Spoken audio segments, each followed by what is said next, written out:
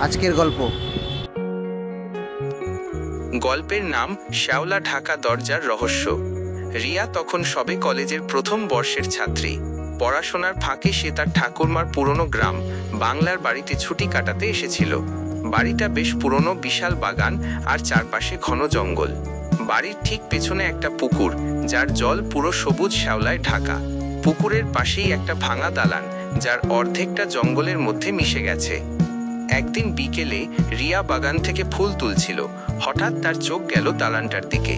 সে দেখল দালানের এক কোণে একটা ছোট দরজা, যা প্রায় শ্যাওলা আর লতা পাতায় ঢাকা। আগে তার চোখে কখনো এই দরজাটা পড়েনি। কৌতূহল বশত সে এগিয়ে গেল। সে দরজার সামনে পৌঁছে দেখল সেখানে একটা পুরনো তালা ঝুলছে, যা মরিচা পড়ে প্রায় কালো হয়ে গেছে। তালাটা দেখে মনে হলো যেন বহু বছর ধরে কেউ এটা খোলার চেষ্টা করেনি। রিয়া মনস্থির করল সে এই দরজাটা খুলবেই। পরের দিন সে তার ঠাকুরমার কাছে এই দরজাটার কথা জিজ্ঞাসা করল।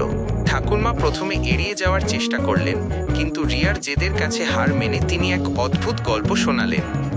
বহু বছর আগে আমাদের পরিবারে একটা অভিশাপ নেমে এসেছিল, ঠাকুরমা ফিসফিস করে বলতে লাগলেন। আমার ঠাকুরদার এক কাকা ছিলেন, যিনি ওই দরজা দিয়ে ওই ঘরে ঢুকতেন।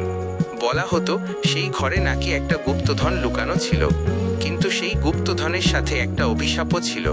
যে সেই গুপ্তধন নেবে তার নাকি সব প্রিয়জন হারিয়ে যাবে। একদিন আমার ঠাকুরদার কাকা সেই ঘরে ঢুকলেন এবং তারপর তিনি আর ফিরলেন না। সেই থেকে ওই দরজাটা বন্ধ করে দেওয়া হয়। এই গল্প শুনে রিয়ার কৌতূহল আরও বেড়ে গেল। সে সিদ্ধান্ত নিল সে সেই রহস্যের সমাধান করবে। সে একটা পুরনো চাবি খুঁজতে শুরু করলো এবং অদ্ভুতভাবে বাড়ির ছাদে একটা ভাঙা টিনের বাক্সের মধ্যে একটা মরচে পড়া চাবি খুঁজে পেল। চাবিটা দেখে মনে হলো এটাই সেই চাবি। পরের দিন বিকেলে রিয়া আবার সেই দরজার সামনে গেল। তার বুকটা ধুকপুক করছিল। সে সাবধানে চাবিটা তালার মধ্যে ঢোকালো। একটা অদ্ভুত খসখসে শব্দ হলো এবং তালাটা খুলে গেল। দরজাটা খুলে রিয়া ভিতরে ঢুকলো। ঘরের মধ্যে ভয়াবহ অন্ধকার আর স্যাঁতসেঁতে গন্ধ। ঘরের এক কোণে একটা পুরনো সিন্দুক পড়ে আছে। সিন্দুকটা দেখে রিয়ার মনে হলো গুপ্তধন এখানেই আছে। সিন্দুকটা খোলার জন্য সে আশেপাশে কিছু খুঁজতে লাগলো। তখনই তার চোখে পড়ল সিন্দুকের ওপর রাখা একটা পুরনো ডায়েরি। ডায়েরিটা খুলতেই সে দেখতে পেল প্রথম পাতায় লেখা আছে, যদি তুমি এই ডায়েরিটা খুঁজে পাও তবে জেনে রাখো তুমি এক মহাভুল করতে চলেছ। এই সিন্দুকের মধ্যে কোনো গুপ্তধন নেই, আছে এক পুরনো অভিশাপ। যে এই সিন্দুক খুলবে তার সব প্রিয়জন চিরতরে হারিয়ে যাবে। রিয়া সেই লেখা পড়ে আঁতকে উঠল। সে ডায়েরির পাতা উল্টাতে লাগলো। ডায়েরির ভেতরে লেখা ছিল সেই অভিশপ্ত কাহিনী। ডায়েরির মালিক ছিলেন ঠাকুরমার সেই কাকা, যিনি গুপ্তধন খুঁজতে গিয়েছিলেন।